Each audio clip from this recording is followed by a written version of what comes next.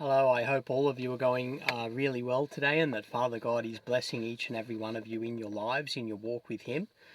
Today I'm going to read from the book of Sirach, which is a book in the Old Testament of the Ethiopian Bible. Chapter 9.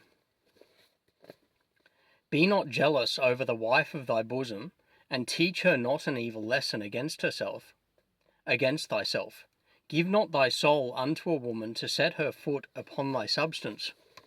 Meet not with a harlot, lest thou fall into her snares. Use not much the company of a woman that is a singer, lest thou be taken with her attempts. Gaze not on a maid, that thou fall not by those things that are precious in her. Give not thy soul unto harlots, that thou lose not thine inheritance. Look not round about thee in the streets of the city, neither wander thou in the solitary place thereof. Turn away thine eye from a beautiful woman, and look not upon another's beauty, for many have been deceived by the beauty of a woman, for herewith love is kindled as a fire. Sit not at all with another man's wife, nor sit down with her in thine arms, and spend not thy money with her at the wine, lest thine heart incline unto her, and so through thy desire thou fall into destruction. Forsake not an old friend, for the new is not comparable to him. A new friend is as new wine, when it is old. Thou shalt drink it with pleasure. Envy not the glory of a sinner, for thou knowest not what shall be his end. Delight not in the thing that the ungodly have pleasure in, but remember they shall not go unpunished unto their grave. Keep thee far from the man that hath power to kill, so shalt thou not doubt the fear of death. And if thou come unto him, make no fault, lest he take away thy life presently. Remember that thou goest in the midst of snares, and that thou walkest upon the battlements of the city. As near as thou canst, guess at thy neighbour, and consult with the wise. Let thy talk be with the wise, and all thy communication in the law of the Most High. And let just men eat and drink with thee, and let thy glorying be in the fear of the Lord. For the hand of the artificer, the work shall be commended, and the wise ruler of the people for his speech. A man of an ill tongue is dangerous in his city, and he that is rash in his talk shall be hated. Chapter 10. A wise judge will instruct his people, and the government of a prudent man is well ordered. As the judge of the people is himself, so are his officers, and what manner of man the ruler of the city is. Such are all they that dwell therein. An unwise king destroyeth his people, but through the prudence of them which are in authority the city shall be inhabited. The power of the earth is in the hand of the Lord, and in due time he will set over it one that is profitable. In the hand of God is the prosperity of man, and upon the person of the scribe shall he lay his honour. Bear not hatred to thy neighbour for every wrong, and do nothing at all by injurious practices. Pride is hateful before God and man, and by both doth one commit iniquity, because of unrighteous dealings, injuries, and riches got by deceit. The kingdom is translated from one people to another. Why is earth and ashes proud? There is not a more wicked thing than a covetous man. For such a one setteth his own soul to sale, because while he liveth he casteth away his bowels. The physician cutteth off a long disease, and he that is today a king, tomorrow shall die. For when a man is dead, he shall inherit creeping things, beasts, and worms. The beginning of pride is when one departeth from God, and his heart is turned away from his Maker. For pride is the beginning of sin, and he that hath it shall pour out abomination, and therefore the Lord brought upon them strange calamities, and overthrew them utterly. The Lord hath cast down the thrones of proud princes, and set up the meek in their stead. The Lord hath plucked up the roots of the proud nations, and planted the lowly in their place. The Lord overthrew countries of the heathen, and destroyed them to the foundations of the earth. He took some of them away, and destroyed them, and hath made their memorial to cease from the earth. Pride was not made for men, nor furious anger for them that are born of a woman. They that fear the Lord are a sure seed, and they that love him an honourable plant. And they that regard not the law are a dishonourable seed. They that transgress the commandments are a deceivable seed. Among brethren he that is chief is honourable, so are they that fear the Lord in his eyes. The fear of the Lord goeth before the obtaining of authority, but roughness and pride is the losing thereof. Whether he be rich, noble, or poor, their glory is the fear of the Lord. It is not meet to despise the poor man that hath understanding, neither is it convenient to magnify a sinful man. Great men and judges and potentates shall be honoured, yet is there none of them greater than he that feareth the Lord. Unto the servant that is wise shall they that are free do service, and he that hath knowledge will not grudge when he is reformed. Be not overwise in doing thy business, and boast not thyself in the time of thy distress. Better is he that laboureth and aboundeth in all things, than he that boasteth himself and wanteth bread. My son, glorify thy soul in meekness, and give it honour, according to the dignity thereof. Who will justify him that sinneth against his own soul? And who will honour him that dishonoureth his own life? The poor man is honoured for his skill, and the rich man is honoured for his riches. He that is honoured in poverty, how much more in riches? And he that is dishonourable in riches, how much more in poverty? Chapter 11.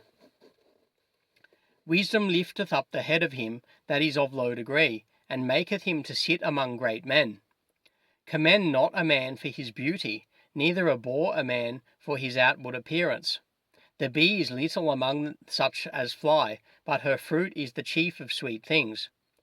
Boast not of thy clothing and raiment, and exalt not thyself in the day of honour, for the works of the Lord are wonderful, and his works among men are hidden. Many kings have sat down upon the ground, and one that was never thought of hath worn the crown. Many mighty men have been greatly disgraced, and the honourable delivered into other men's hands. Blame not before thou hast examined the truth. Understand first, and then rebuke. Answer not before thou hast heard the cause. Neither interrupt men in the midst of their talk. Strive not in a matter that concerneth thee not, and sit not in judgment with sinners. My son, meddle not with many matters, for if thou meddle much, thou shalt not be innocent, and if thou follow after, thou shalt not obtain, neither shalt thou escape by fleeing. There is one that laboureth, and taketh pains, and maketh haste, and is so much the more behind. Again there is another that is slow, and hath need of help, wanting ability, and full of poverty. Yet the eye of the Lord looked upon him for good, and set him up from his low estate, and lifted up his head from misery, so that many that saw from him is peace over all the prosperity and adversity, life and death, poverty and riches, come of the Lord. Wisdom, knowledge, and understanding of the law are of the Lord. Love and the way of good works are from him. Error and darkness had their beginning together with sinners, and evil shall wax old with them that glory therein. The gift of the Lord remaineth with the ungodly, and his favour bringeth prosperity forever.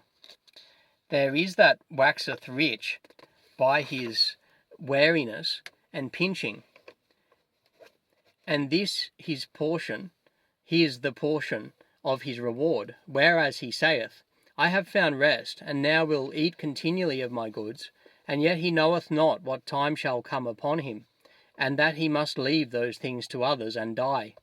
Be steadfast in thy covenant, and be conversant therein, and wax old in thy work. Marvel not at the works of sinners, but trust in the Lord, and abide in thy labour. For it is an easy thing in the sight of the Lord, on the sudden, to make a poor man rich. The blessing of the Lord is in the reward of the godly, and suddenly he maketh his blessing flourish. Say not, what profit is there of my service? And what good things shall I have hereafter? Again say not, I have enough, and possess many things, and what evil shall I have hereafter?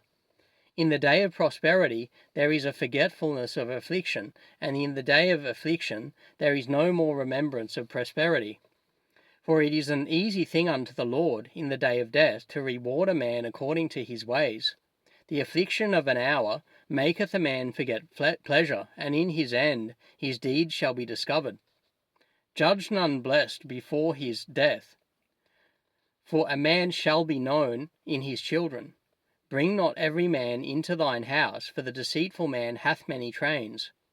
Like as a partridge taken and kept in a cage, so is the heart of the proud, and like as a spy watcheth he for thy fall. For he lieth in wait, and turneth good into evil, and in things worthy praise will lay blame upon thee. Of a spark of fire a heap of coals is kindled, and a sinful man layeth wait for blood. Take heed of a mischievous man, for he worketh wickedness, lest he bring upon thee a perpetual blot. Receive a stranger into thine house, and he will disturb thee, and turn thee out of thine own. Chapter 12. When thou wilt do good, know to whom thou doest it, so shalt thou be thanked for thy benefits. Do good to the godly man, and thou shalt find a recompense, and if not from him, yet from the Most High. There can no good come to him that is always occupied in evil, nor to him that giveth no alms. Give to the godly man, and help not a sinner. Do well unto him that is lowly, but give not to the ungodly. Hold back thy bread, and give it not unto him, lest he overmaster thee thereby. For else thou shalt receive twice as much evil for all the good thou shalt have done unto him. For the Most High hateth sinners, and will repay vengeance unto the ungodly, and keepeth them against the mighty day of their punishment. Give unto the good, and help not the sinner. A friend cannot be known in prosperity, and an enemy cannot be hidden in adversity. In the prosperity of a man, enemies will be grieved, but in his adversity even a friend will depart. Never trust thine enemy, for like as iron rusteth, so is his wickedness.